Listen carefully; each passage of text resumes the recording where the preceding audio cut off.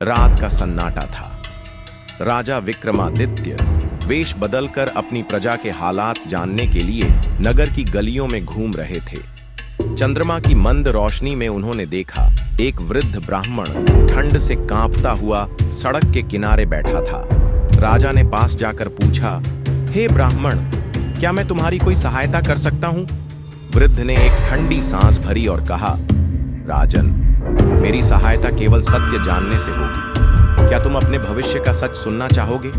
विक्रमादित्य ने मुस्कुराते हुए कहा, यदि सत्य में बल है तो मैं अवश्य सुनना चाहूंगा। वृद्ध ब्राह्मण की आंखें चमक उठी। वह फुसफुसाया, तुम्हारी मृत्यु तुम्हारे अपने महल में होगी जब तुम सीढ़ियों से नीचे गिरोगे। राजा के चेहरे पर कोई भय नहीं था, बल्कि जिज्ञासा थी। उन्होंने पूछा, और यह सत्य कौन निर्धारित करता है? ब्राह्मण ने अपना स्वर कठोर कर लिया, मैं काल हूं, मैं किसी को नहीं बख्शता, चाहे वह राजा हो या रंक। विक्रमादित्य गंभीर हो गए। उन्होंने प्रण लिया कि वह काल को मात देंगे। महल लौटकर उन्होंने आदेश दिया कि राजमहल की सभी सीढ़ियां हटा दी जाएं और उनकी जगह ढलान बनाई जाए।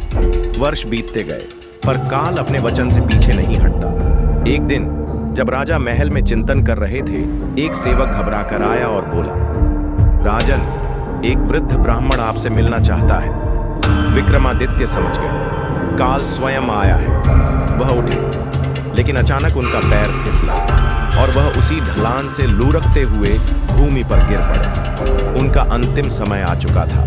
काल ने एक गहरी हंसी के साथ कहा, राजन, नियति को बदला नहीं जा सकता, केवल टाला जा सकता है।